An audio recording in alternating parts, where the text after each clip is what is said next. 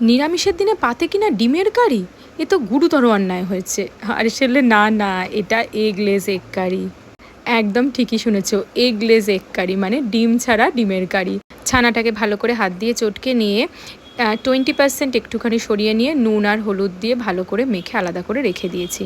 বাকি ছানাটার সাথে আমি এখানে মেশাবো আলু সেদ্ধ, তার সাথে দেব 2 চামচ মতো কর্নফ্লাওয়ার, তার সাথে দেব নুন আর একটু গরম মশলা গুঁড়ো দিয়ে সব কিছু ভালো করে মেখে নেবে। ভালো করে মাখার পরে একটা ডো মতো তৈরি করে নেবে। এরপরে পালা ডিমটা বানাবার। ডিমের কুসুম তো আমরা বানিয়েই রেখেছি, আর এটা হচ্ছে ডিমের সাদা অংশ। দেখতেই পাচ্ছ আমি কিভাবে ডিমটাকে বানিয়ে নিচ্ছি। এরপরে আমাদের এই ছানার ডিমটাকে ভালো করে লাল লাল করে ফ্রাই করে নেব। গ্রেভির জন্য প্রথমে কড়াইতে গোটা গরম মশলা, টমেটো, আদা, কাঁচা লঙ্কা দিয়ে একটু ফ্রাই করে অ্যাড করব চার মগজ, কাজু বাদাম, কিশমিশ আর গোটা গোলমরিচ দিয়ে সেটাকে একটা ভালো করে পেস্ট বানিয়ে নেব।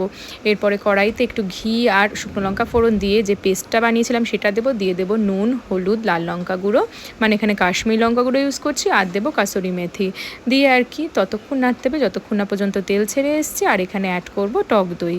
টক দইটার সাথে গ্রেভিটা ভালো করে মিক্স করে অ্যাড করব এখানে ছানার ডিমগুলো।